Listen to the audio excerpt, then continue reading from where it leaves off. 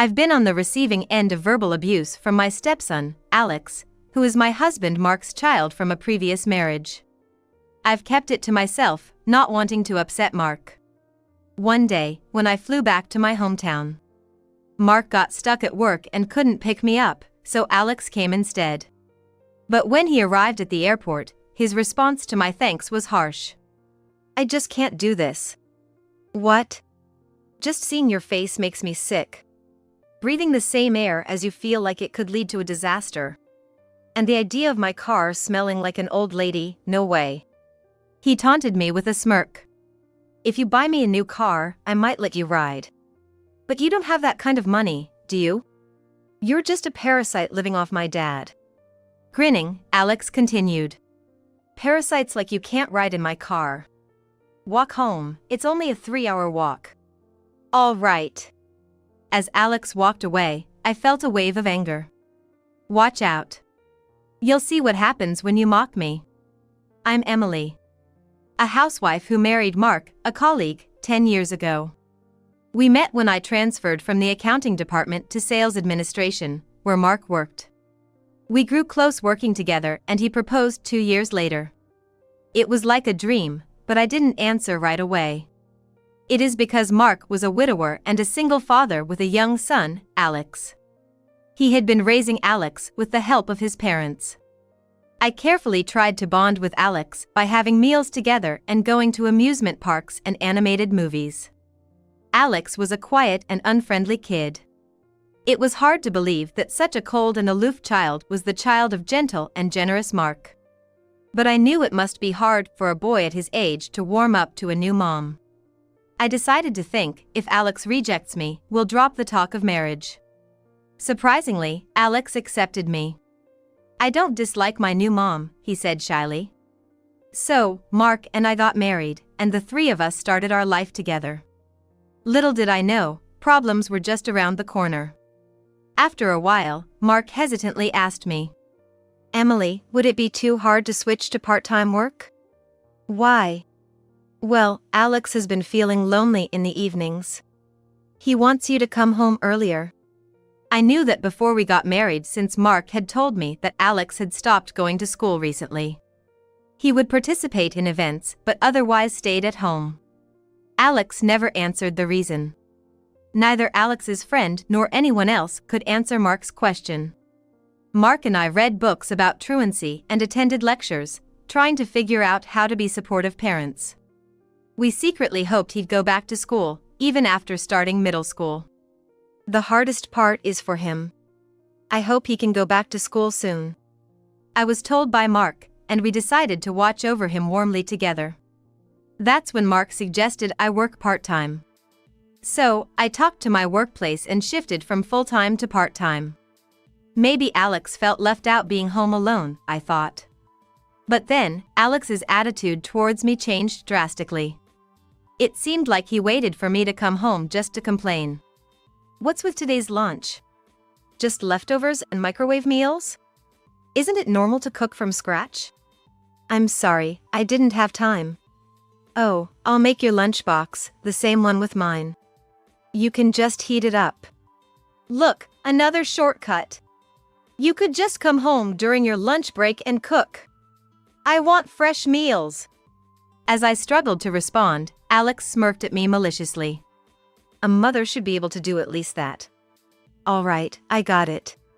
It takes 40 minutes to drive back and forth to work. My lunch break is just an hour. Even if I wake up early to prep, I end up with no time to eat my own lunch if I cook for him. Yet, I continued to sacrifice my break time to make Alex's lunch, hoping to make him happy. But instead of appreciating it, Alex frequently criticized me. "Can't you make the fried rice fluffier? It's nothing like the restaurants." Well, they are professionals, after all. Alex overheard and scolded me. "There you go making excuses again. Dad has to work to earn money, but you're just living off him. If you can't do the household chores properly, what are you good for?" "Sorry, you're right." Alex's smug smile widened. He also nitpicked over the cleaning and laundry. Following me around as I vacuumed, making a fuss over a single hair on the floor or a slight wrinkle on a shirt. Is this how you think you're doing housework? Dad's too kind, but you're just slacking off. Do it properly. I bit my lip. Despite never lifting a finger to help, all he did was complain. As I stayed silent, Alex frowned in annoyance. What's with that look? If you have a problem, tell Dad. I'll make sure he knows you're verbally abusing me. When it was just the two of us, Alex would act arrogantly, but in front of Mark, he'd play the hypocrite. He never dared to behave like this in front of his father. Quiet and gentle? Far from it. Alex was mean-spirited and twisted. My dislike for him grew stronger every day. I worried about his future with such a character, then I realized something. Alex's tone was just like my in-laws. They've disliked me since the beginning of our marriage. I remember once, when we dined out with them. I gently corrected Alex for eating loudly. After the dining finished, Mark left for the restroom. Once Mark left, my in-laws lashed out at me. You're just Mark's wife, not Alex's mother. How dare you scold him? You're a century too early to give opinions to Mark and Alex. Just silently take care of them. I still remember how Alex smirked beside his yelling grandmother. After Alex's mother passed away, my in-laws often came over to take care of young Alex instead of busy Mark. It was inevitable that he absorbed their views. I wondered if he spoke harshly to his friends too. Was his inability to fit in at school the reason he couldn't attend? My suspicions grew, but then I discovered a shocking truth. Alex wasn't unable to go to school. He didn't go because he didn't want to. I realized this when I overheard a conversation between Alex and his friend. I had come home early from work due to a fever. Although I had come home early from work due to a fever, I decided to make Alex's lunch, so I made pancakes and salad and delivered them to his room. As I was about to knock on his door, I heard him through it. While the others are bored in class, I'm leveling up and getting stronger. Gotta grab the best items. I listened as Alex laughed. I'm gonna ask Dad for a new game console and the latest game release. He thinks I'm distracting myself from the sadness of not going to school with games. Hilarious, right? I skip school because I want to play games. What an idiot. Unaware that I was listening, Alex cheerfully continued the conversation. My mom? She's convenient for doing chores. And when I'm annoyed, I can take it out on her. Lucky she married into this family. I felt dizzy. Thinking back, Alex's room was always filled with the sounds of video games. I couldn't believe Alex was skipping school just to play video games. Mark had set a daily limit on his gaming time. So, by the time Mark gets home, Alex is always watching TV in the living room, pretending to be keeping his promise on the surface. It must be because his grandparents let him play games as much as he wanted from a young age. When I burst into Alex's room, he looked startled and hurriedly hung up the phone. Don't eavesdrop. I tried to stay calm as I spoke to him. Why don't you tell the truth? Mark is really worried about you. He thinks something happened at school. Alex glared at me. Leave me alone. Dad's just too serious about everything. He'd definitely forbid gaming. If you won't tell him, I will. Angry, Alex suddenly seemed to get an idea, smirking at me. He fiddled with his phone and then showed it to me triumphantly. Think you can go against me? I'll tell Dad you're cheating on him. I was taken aback by what appeared on the screen. It showed a scene of me having dinner with a male acquaintance at a high-end restaurant. I followed you secretly the other day. You were meeting your lover, weren't you? I quickly thought it through. If Alex showed this to Mark and shared his thoughts, it seemed likely to create a rift between father and son. I haven't betrayed Mark. Liar. I see through everything. I sighed and shrugged. Fine. I won't tell him. But you should, when you get the chance. Tell him you don't want to go to school, not that you can't. But my words seemed to have no effect on Alex. Since then, his rudeness only escalated. He either blatantly ignored me or showered me with sarcastic remarks. After Alex entered middle school, his attitude towards me became exclusively one of two things. You only know how to do housework, parasite. You married dad for his money, right? Women have it easy. Just charm a rich guy, get married, and then you can live leisurely. Cheating on dad with his money, that's the lowest. Ever think about who's providing for this house? When Alex entered middle school, we sold our apartment and moved to a suburban house. I hoped that his temper would mellow out a bit, but my expectations were disappointed. After all, he hardly went to school and ended up studying at an online high school. After graduating, he didn't get a regular job. He just took occasional part-time work when he felt like it. I had tried hard to bond with Alex early in our marriage, but I eventually gave up. I learned to ignore his insults when Mark wasn't around.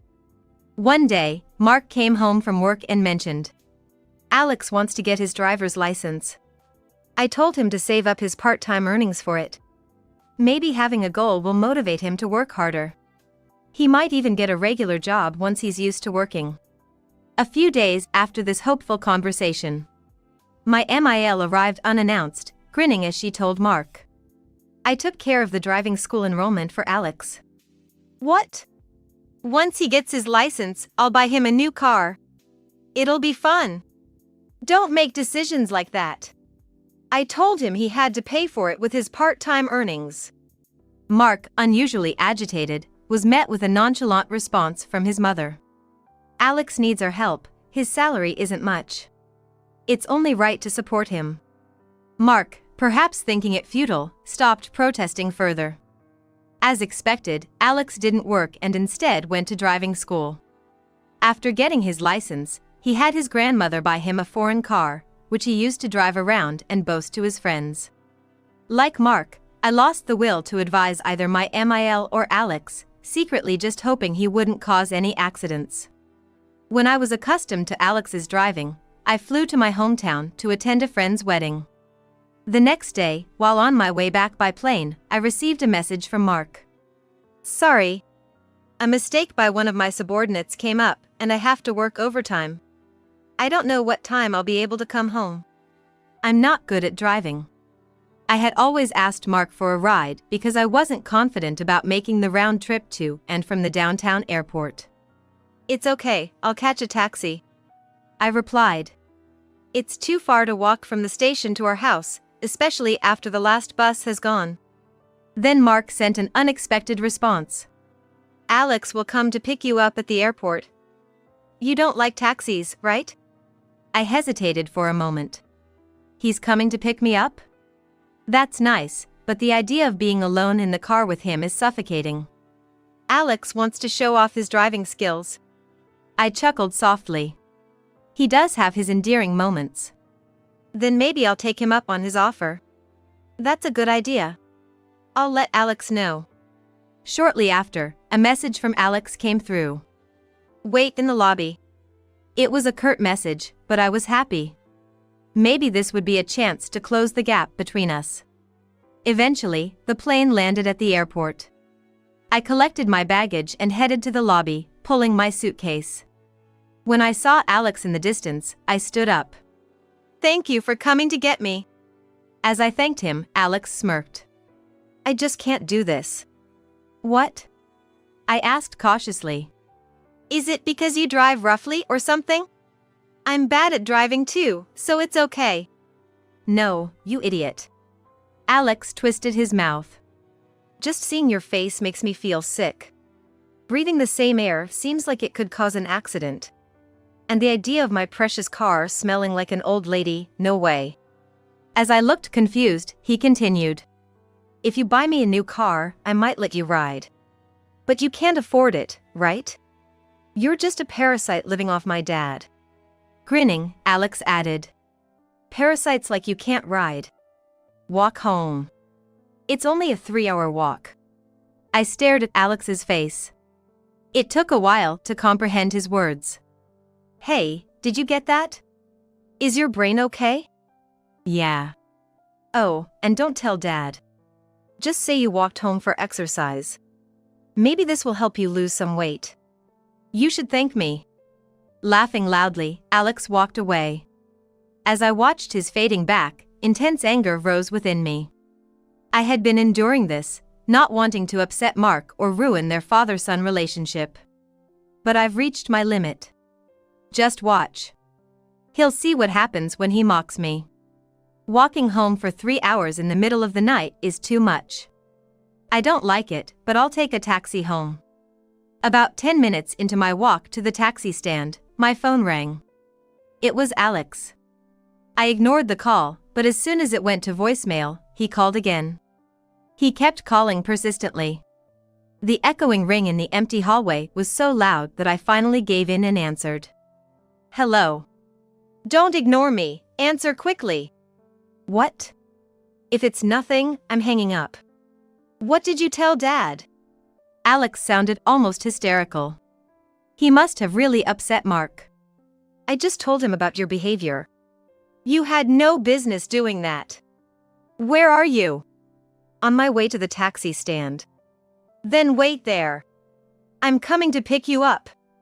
No need to trouble yourself. Oh, you've hung up. I was uneasy about facing Alex again, but going home alone might make things worse. Reluctantly, I waited at the taxi stand, and this time, we went back together.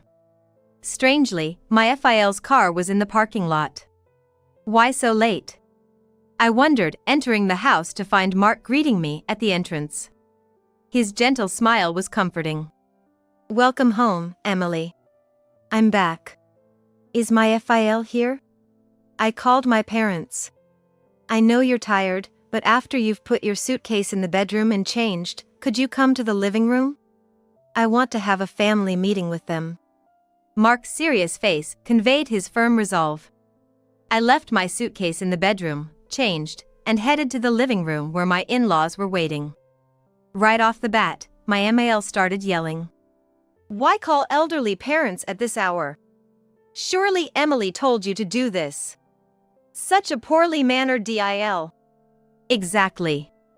There are better choices at work. Why did you marry someone like her, Mark? How long are you going to be under her thumb? My in-laws' insults made Mark's face darken. They had always behaved themselves in front of Mark. This was the first time they openly badmouthed me in his presence. Stop speaking ill of Emily, Mark said, his voice restrained, staring down his parents. I'm sorry for calling you so late, but I needed to talk tonight.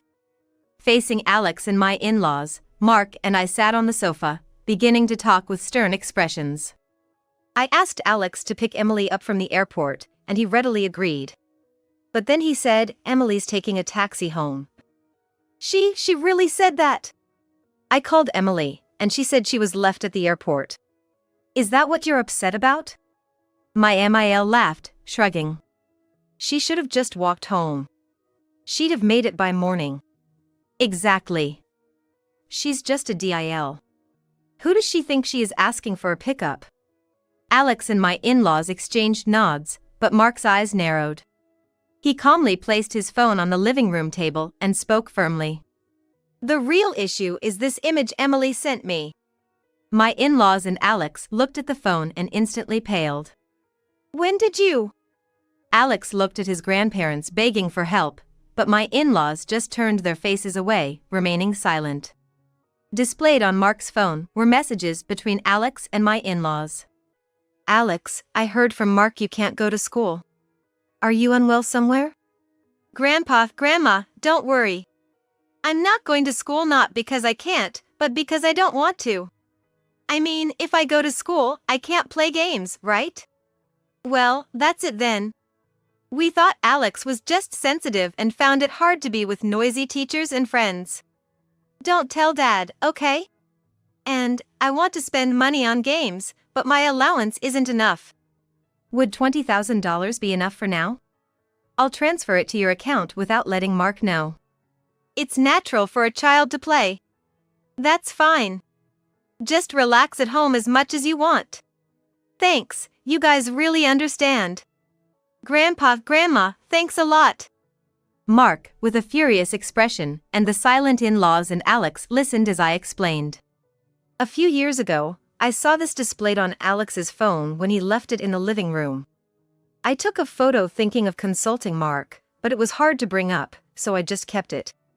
I was just a kid, so I didn't put a lock on it. It's the worst to sneak a look at someone's phone. Exactly. What a senseless deal. Who's the unreasonable one here? Mark shouted. With a look of indignation and frustration, he glared at his parents. Why would you give Alex such a large sum of money without consulting me? Well, he said to keep it a secret from you. The in-laws sulked. Giving a little pocket money to a grandchild is fine, right? That's not the point. The issue is the daughter-in-law snooping on Alex's phone. She's a stranger. I fought back against my outraged in-laws, my words laced with anger. Oh, really? Then let's report Alex to the police for borrowing money without permission from a stranger. What? I operated my phone again and showed them a different image. It was a credit card statement I had previously photographed. Alex was the only one showing panic among the puzzled faces. $10,000 for game charges? Emily, what is this? Yes. That's the money Alex borrowed from me without permission. Nonsense! Alex wouldn't do such a thing. My MAL exclaimed, then covered her mouth in haste. Seeing Alex's pale face, it seemed they realized the truth. I was shocked when I checked my account balance and found it almost empty. I shrugged my shoulders. The statement showed it was all used for game content. Alex, you registered my card number for your online game payments without permission. We usually use Emily's card for household electronics. It's in the drawer of the bedroom with the PIN written down so I can use it immediately, as I tend to forget the numbers. Mark added. I never thought Alex would use it without permission. And why would you do such a thing when it's obviously going to be discovered? It's not a big deal, we're family.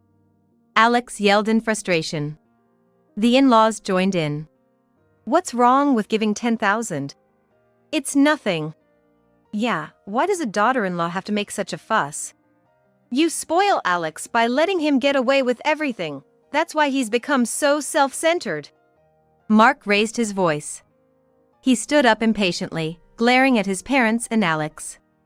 I appreciate you looking after Alex when I was busy with work. But it's wrong to give him lots of money and let him do whatever he wants. Alex, aren't you going to show any remorse for using your parents' money? The in-laws and Alex exchanged glances, their lips pursed in dissatisfaction.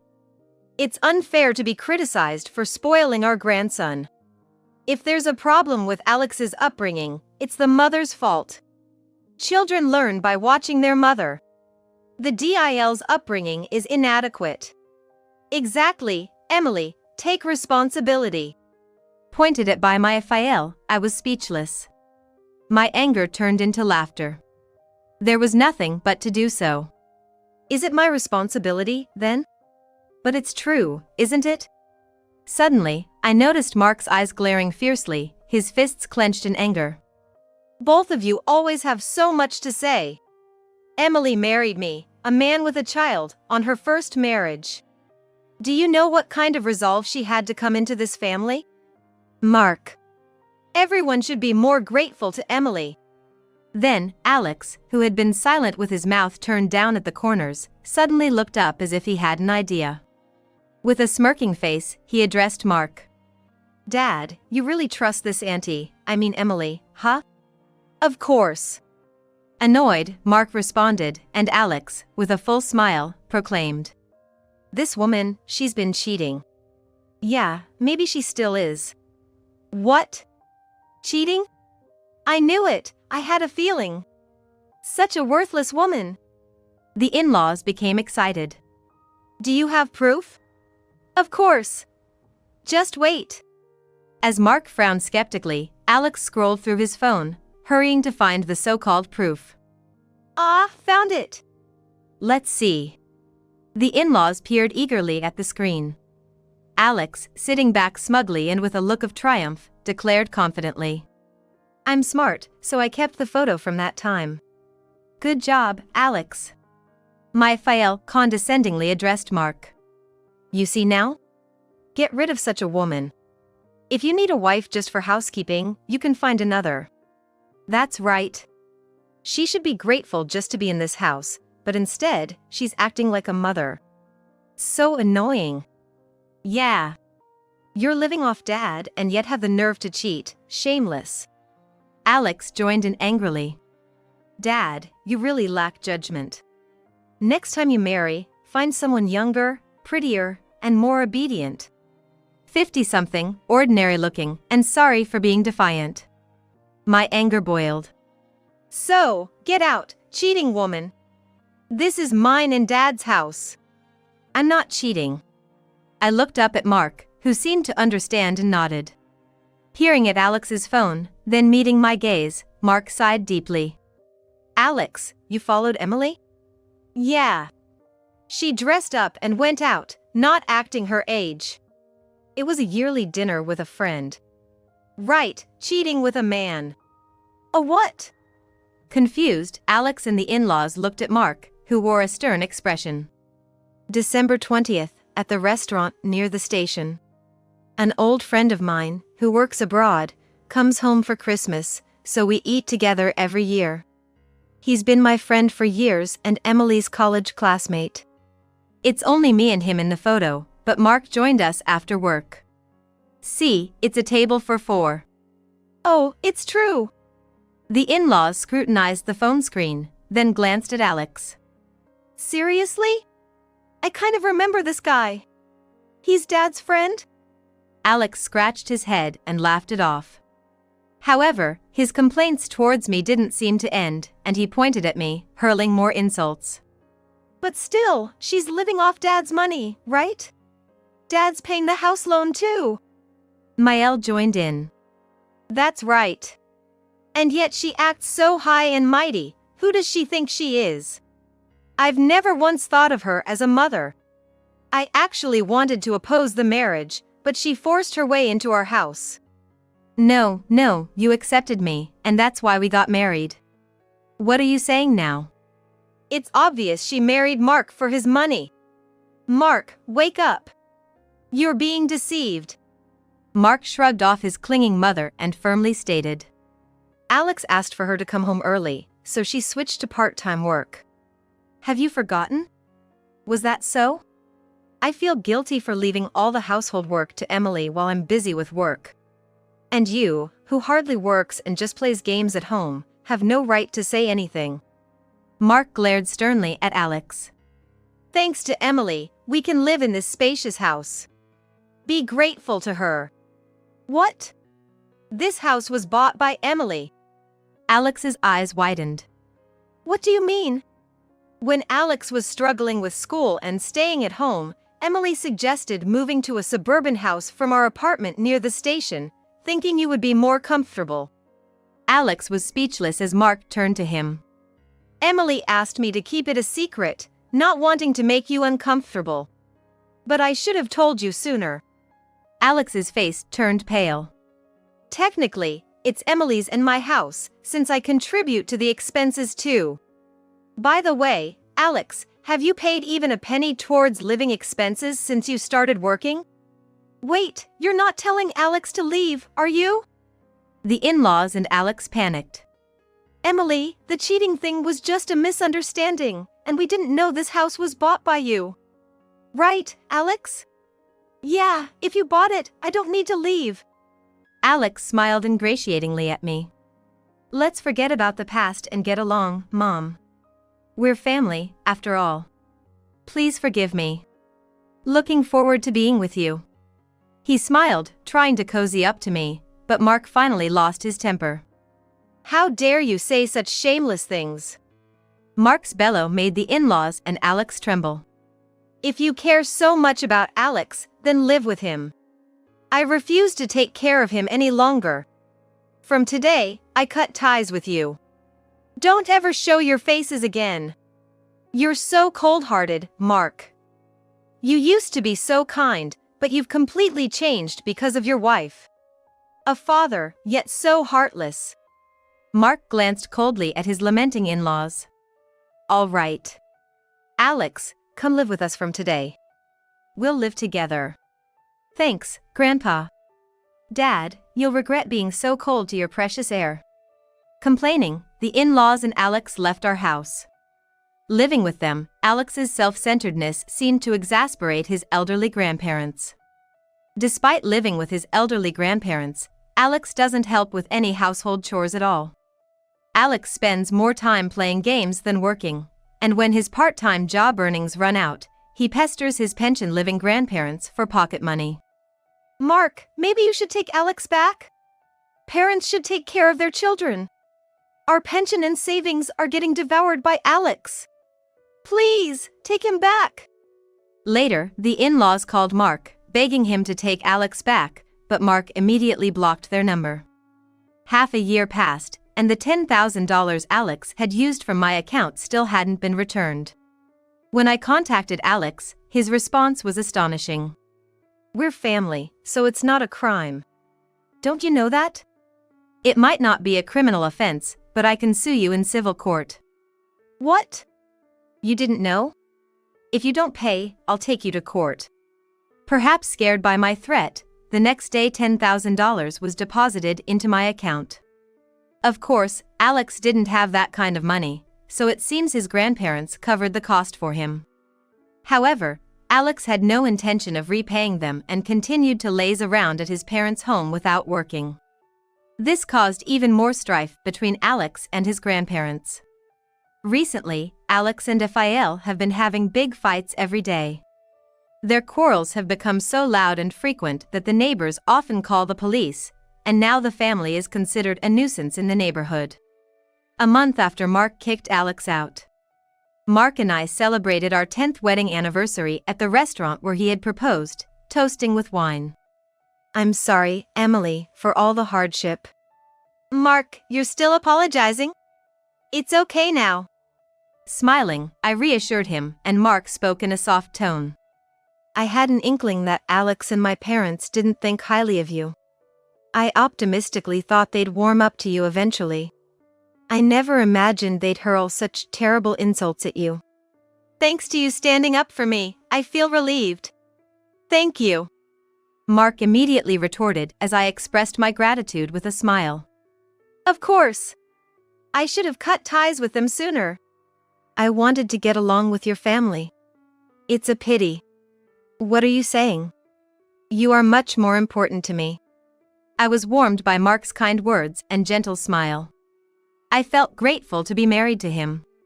Though I never managed to connect with Alex and the in-laws, I resolved to continue growing old with Mark.